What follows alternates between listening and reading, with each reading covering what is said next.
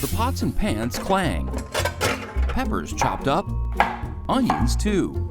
Lisa Leake is hard at work preparing dinner. I am making chicken burrito bowls. With a butterfly hanging around the family garden out back, husband Jason picks a ripe jalapeno. It then gets sliced up, and so too does the chicken. So yeah, it's not really the prettiest right now. When daughters Sydney and Sienna get home from high school, Hi, girls. they jump in to help.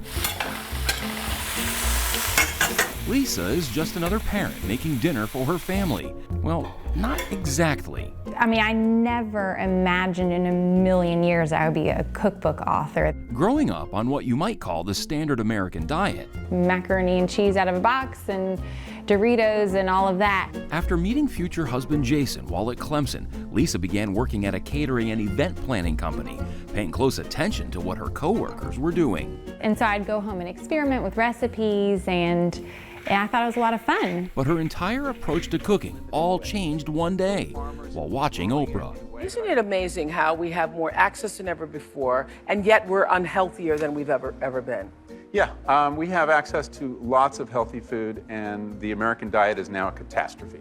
And she had Michael Pollan on there talking about where our food comes from, and I realized that I had no idea, and that might be a problem. So I went on to read his book, In Defense of Food, and it was a huge wake-up call. Way too many calories, too much processed food, tons of refined carbohydrates. And by that I refined mean carbohydrates, what do you mean? white flour, things with white flour in it, and sugar. Yeah. Soda. It was kind of like the curtain got pulled back, and she was like, oh. It really kept me up at night. What am I going to feed my children if goldfish and fruit snacks are no longer options? Lisa and Jason made a pledge to see if they could go 100 days without any processed foods. I basically had to relearn how to food shop and cook. She literally was giving food away to our neighbor from our pantry, like, now this is no longer good enough for us, like, you take it. And they're like, sure. And that's sort of what led to me starting a blog, to share all this research and work I was doing to figure out how to change our diets. Starting the blog in 2010, it quickly gained a following. She was putting so much time in, and she was getting, some really decent traffic. And I was thinking, you need to be compensated for that. I wasn't really making any money off of it, and that was never my goal. So Jason left his job in corporate America, and the two went to work together. I'm kind of the operations manager, if you will. As the blog continued to grow, Lisa noticed another place where she could help. Michael Pollan's book that I read tells you the why behind making all these changes, but it does not tell you what to send your child for school lunch that they're actually going to eat. So Lisa wrote a 50-page book proposal, which a literary agent took to publishers in New York City.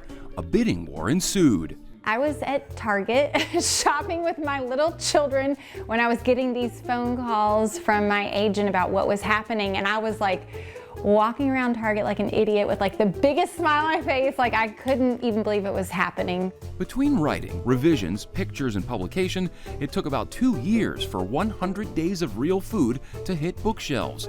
Between pre-orders and first week sales, it shot onto the New York Times bestsellers list. And you're waiting for that phone call to see if it hit the list, and so it was a very exciting moment for sure. I couldn't believe it. Since then, Lisa has written 3 more cookbooks. The second book is fast and fabulous, so it's all very quick and easy recipes, because that's definitely my target audience. Then came 100 Days of Real Food on a budget. Every single recipe is under $15 to make in the book. All of this led to write-ups on Yahoo, appearances on local as well as national television shows like The Doctors. Welcome, Lisa.